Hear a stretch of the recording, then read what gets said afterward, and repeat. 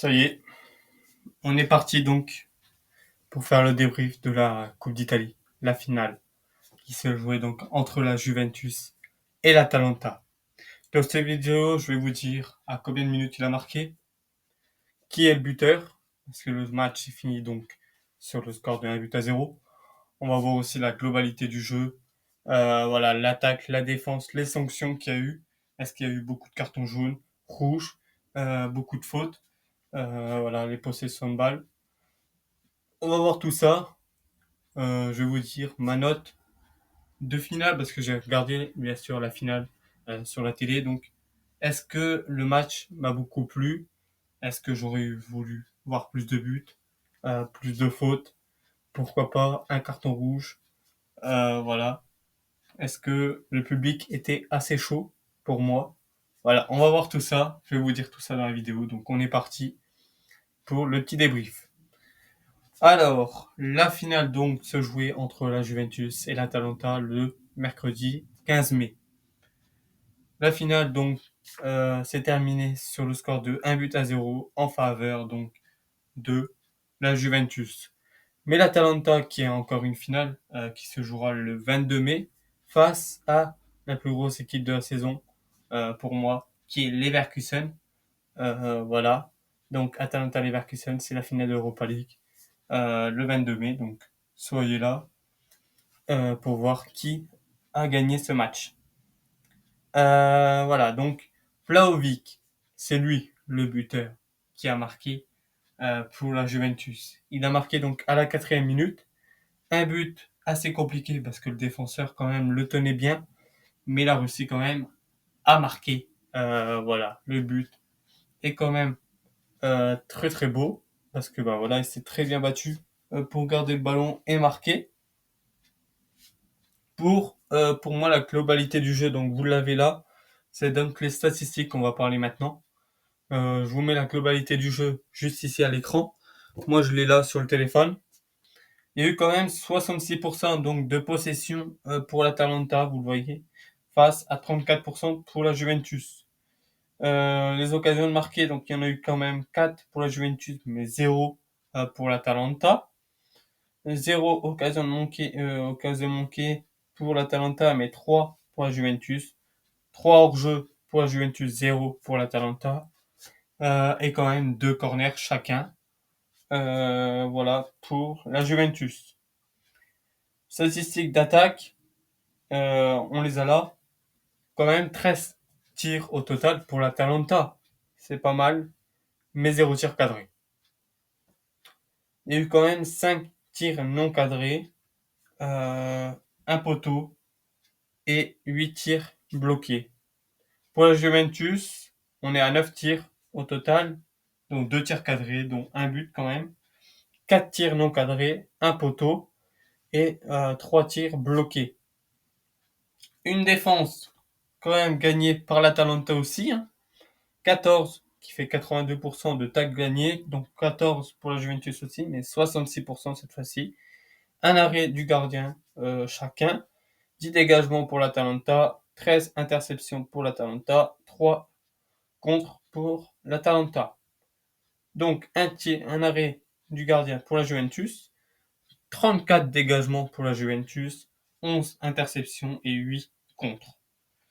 Des sanctions, il y en a eu quand même, et pas mal, parce qu'il y a en tout eu 5 cartons jaunes dans le match. L'arbitre a sorti les cartons, hein. Il a sorti des biscottes, attention. Dont 3 jaunes pour l'Atalanta, mais 0 rouge. Il n'y a pas eu de carton rouge pour les deux équipes, donc déjà, c'est un peu dommage, parce que, bah voilà, 11 contre 10, ou voilà, ça aurait pu peut-être aussi faire d'autres choses. Mais non, il n'y a pas eu de carton rouge, tant mieux quand même pour les deux équipes. Au moins, il y a eu un match assez serré. 13 fautes, dont 3 cartons jaunes donc pour l'Atalanta. La Juventus, eux, se sont pris 2 jaunes, avec donc 9 fautes. Donc, voilà, c'est quand même assez serré. Vous le voyez hein, par rapport à la statistique, quand même 66% de balles, tout ça. Les passes, vous le voyez là, il y a eu quand même 599 passes pour l'Atalanta, 315 pour la Juventus. Il y a eu quand même beaucoup de passes, mais voilà, il n'y a pas eu quand même de très gros problèmes dans le match. Voilà. Je vais donner aussi un peu ma note et dire un peu qu'est-ce que j'aurais voulu peut-être dans le match. Même si je suis très content parce que voilà, la Juventus a quand même gagné. Quand même, c'est une équipe qui me plaît aussi hein, en Italie. Bon, l'équipe qui me plaît aussi le plus aussi en Italie, c'est l'AC Milan. Voilà, mais aussi la Juventus est une très belle équipe en Italie. L'Atalanta aussi, attention, je dis pas que voilà, s'il y a des supporters de l'Atalanta qui regardent cette vidéo, voilà, quand même, l'Atalanta fait une très belle aussi saison. Voilà, se qualifier de finale en Coupe d'Italie et en Europa League. Franchement, bravo. Surtout avec le score qu'ils ont mis à l'Olympique de Marseille en Europa League en demi-finale, retour. C'est quand même pas mal. J'aurais voulu peut-être plus de buts.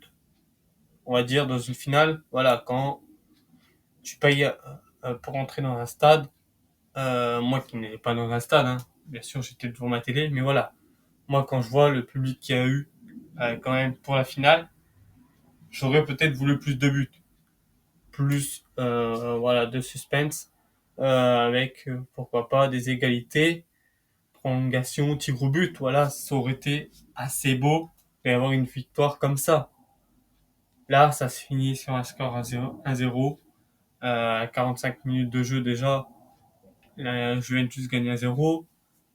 La deuxième mi-temps, voilà, il n'y a pas eu d'autres buts, c'est assez dommage. Euh, Même si, voilà, je suis toujours content que la Juventus ait gagné.